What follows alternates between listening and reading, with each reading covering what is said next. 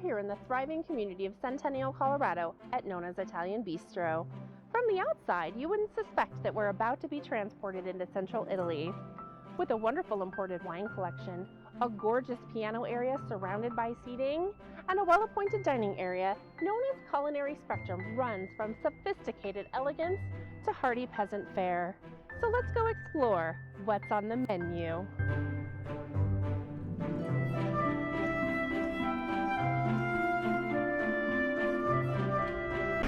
We're here today with Nonna of Nonna's Italian Bistro, and I want to thank you so much for inviting us into your establishment to tell us your story today. Thank you, it's my pleasure. So when you were a little girl, what did you want to be when you grew up? Well, I started out as a hairdresser. Okay. And then worked for my parents. Okay. Restaurants are in my blood. That's what I love. One of the things I love to do is travel, but I have 3 young children and international travel is not on my list for quite a few years. But coming here to Nonna's Italian Bistro, I get to go to Italy. Can you tell me what part of Italy we'll be visiting? I am Italian and Sicilian.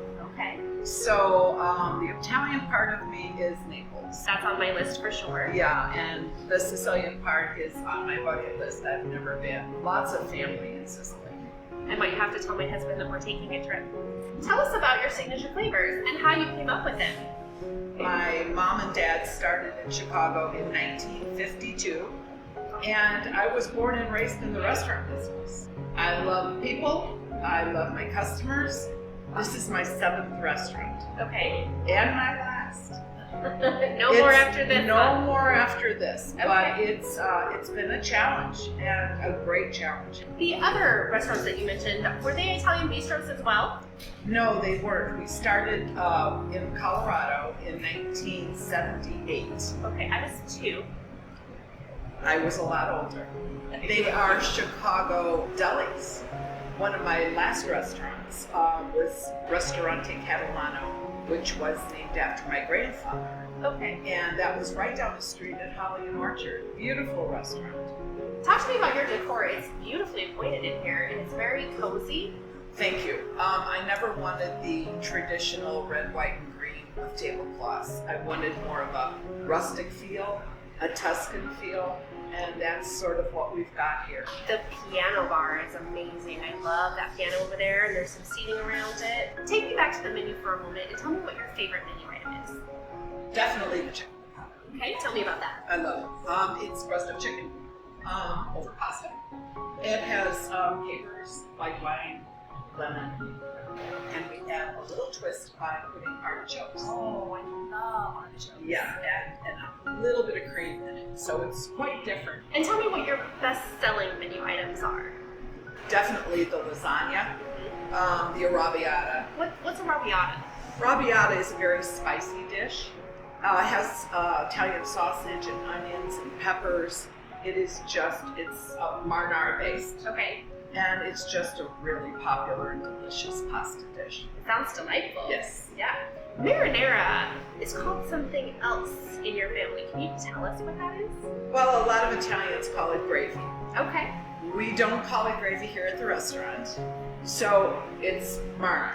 Right, and that makes sense. Yes. I just think it's a great And little tidbit of information. And it's a great marinara. We've won some awards on that over the years. And you make your marinara. We make everything from scratch. Tell me how you came up with the name Nonna's Italian Bistro. Well, basically, my granddaughter came up with it. She calls me Nonna, and she is now going to be 21 and in college and works at the restaurant. And she has called me Nonna forever. My mother, on the other hand, is Nonna, which is the American version of grandmother. Yes. But when I went to New York, and my family is very, very Italian, and we were sitting at the table, my nieces and nephews came down and basically kissed on both cheeks and called their grandparents Nonno and Nonna. Okay. And so I said, my daughter is pregnant. I want to be able to be a Nonna. So that's how it came about. And my granddaughter, Chandler, has never mixed it up. Nonna, thank you so much for having us here today. My pleasure. Cheers. Cheers. Chin chin.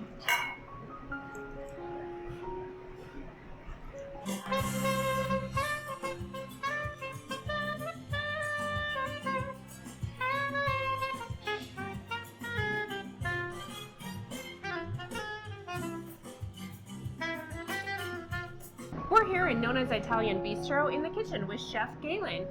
Thank you for having us here today. Thank you for having me. Absolutely, we're excited. So tell us first, who taught you how to cook? So really, how it all started, most chefs, I think, can all agree, it starts at home. It starts with my mom, it starts with my grandma. Growing up, originally from Georgia. It started there, just watching my mom cook, helping my grandma out. From there, after school, I worked with a chef named Thomas Peterson. Kind of did an apprenticeship with him, and he kind of got me rolling. And then on, it's just a trade where you just kind of pick up as you go, from different chefs and different restaurants and different cuisines. It's like a lot of on-the-job training. Absolutely. Excellent. Some grandma's cooking. Grandma's cooking, home cooking.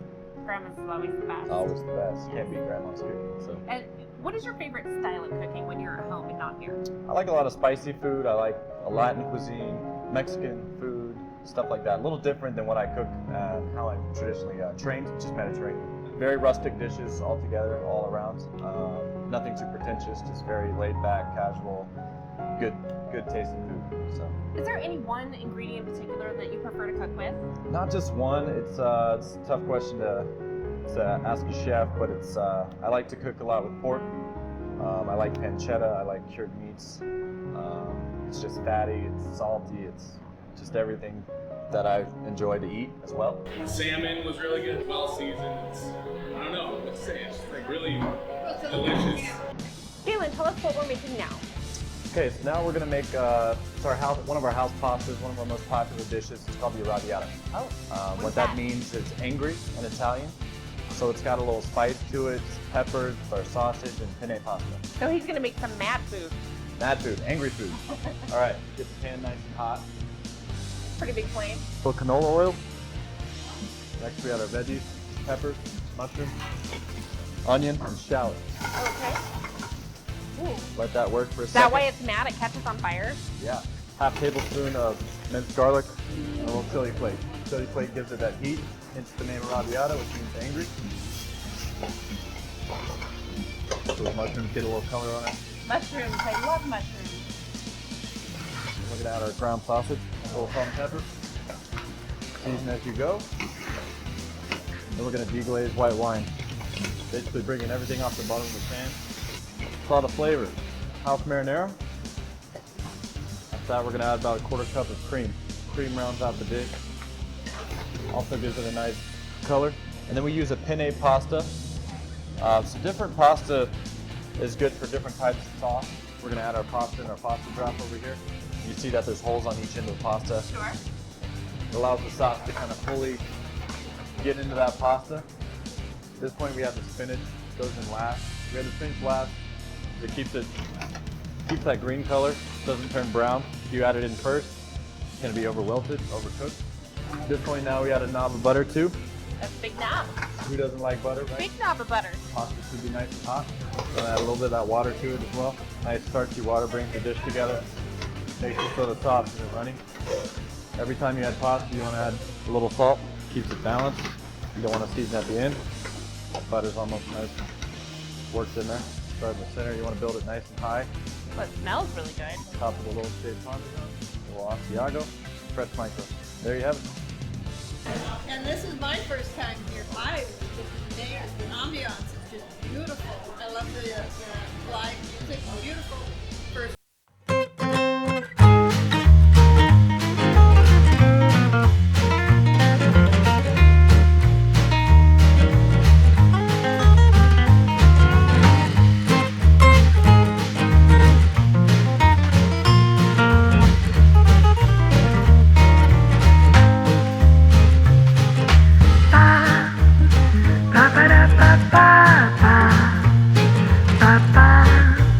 Ba ba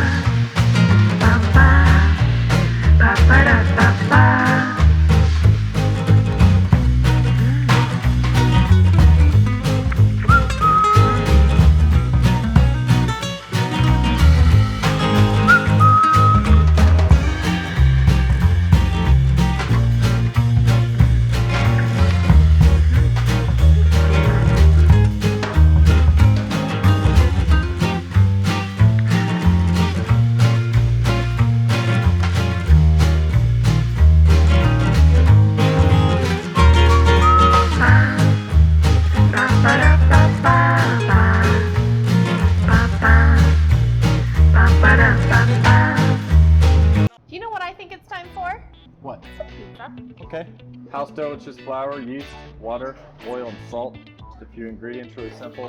So we flour it so the dough doesn't stick.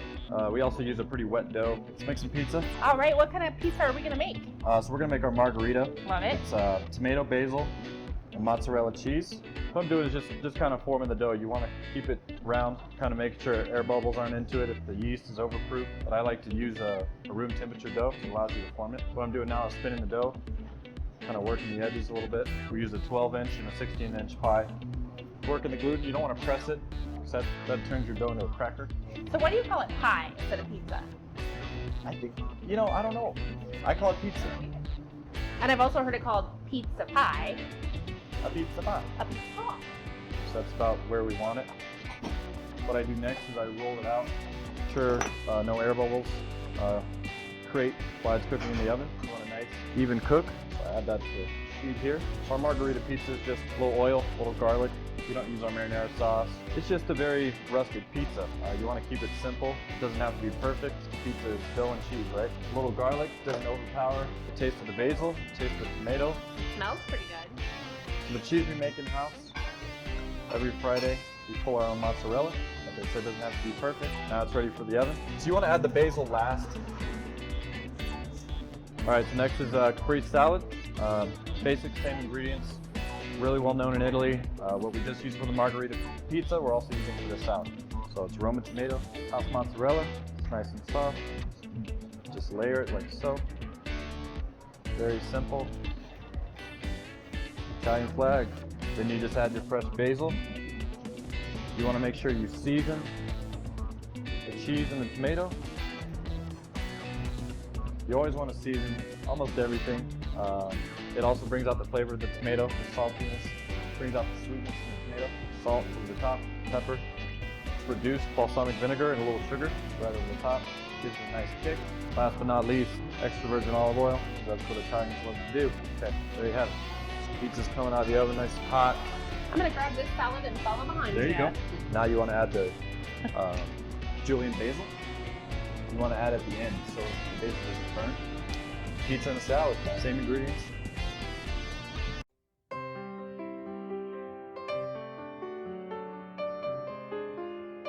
All right, so next we're doing Nonna spaghetti. We'll start with our house marinara, very simple dish. San Marzano tomatoes, onion, basil, red wine, salt and pepper, very simple. You want to get that hot. I also add a little fresh basil and about a teaspoon of Parmesan. That just gives it a little kick, a little more flavor, a little more salt. We use our bland spaghetti. Every time you add pasta, you add salt. You just want to coat the pasta in the sauce. You don't want to drown it. Pasta nice and high. House meatball goes right on top there. Nice big 3-ounce meatball. We'll finish it with a little grated parm, a little shaved parm, a little parsley to finish. Italian flag, bon appetit. There you have it.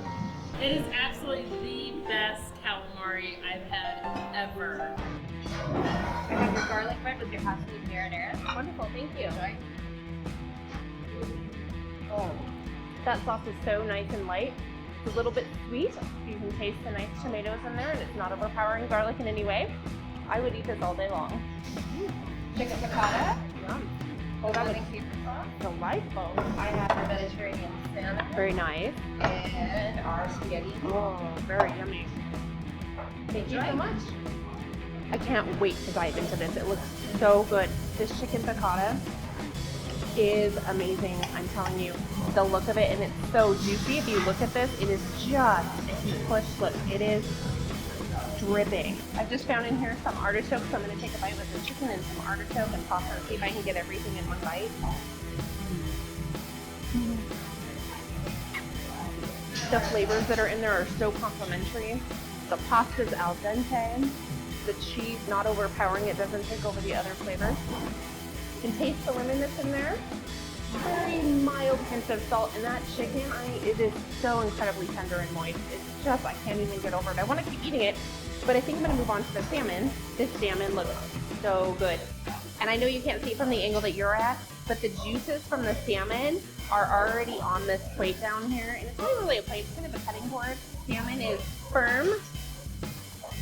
Oh. It has a nice crust on it from the grill. I don't know if you can see this looking right here. I'll move this out of the way. Right here, the platter has the juices from the salmon on it. It is not overly fishy. You get some fish that is overly fishy. It's so light. It has a beautiful crust on it right here. It is so delicious. I'm really, really surprised and delighted at how tender everything is. Red potatoes are one of my favorites, and this does not disappoint me. I was a little worried about the seasoning being a red color. I don't like anything spicy, and it's really just not at all. It gives a nice complement to the potatoes' natural flavor. I'm gonna move on to my spaghetti and meatballs. It's kind of our traditional dish. You have to have it. You can't go somewhere like this and not try the spaghetti and meatballs. But I'm gonna clean my palate with my nice glass of white wine. Okay, look at that. Nice, beautiful. I'm gonna try my own dish here, What are you doing? You're a crew. but I'm hungry. I know that you're hungry. You're always hungry, Robert. And you're always trying to get on TV. Why don't you try and do my job and show us how easy it is and tell us what you have? Well, I'm gonna eat my spaghetti and meatballs. That is a raviata. You say so. I do. It looks delicious. Say it with me. And it- A raviata. Rob. Ah. Alrighty, let's try this here. Do you even know what kind of noodle that is? Isn't it spaghetti? No, that's penne pasta. Like I said, very spicy. It's good. The meat is delicious. I mean, it really has that flavor that you're looking for. Which flavor is that? Oh, Okay. what you want with spaghetti? You know? It's not spaghetti, it's penne. And then, And that was my potato. This is why you pick the crew when I do the show.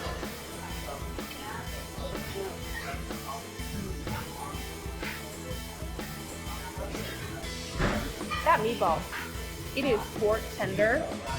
Spaghetti is al dente, similar to what the was. The sauce holds onto it really nicely. As you can see, there's not a white noodle in here. They're all red with sauce. Caprese salad is one of my favorites. I love fresh mozzarella and tomatoes. All right, I'm going to continue with this. I'm going to try and get a little bit of everything in my bite. This basil is so fresh. It's crisp. I love cheese. Oh. This balsamic is so perfect. It is sweet, it is thick because it's the reduction that he was telling me about.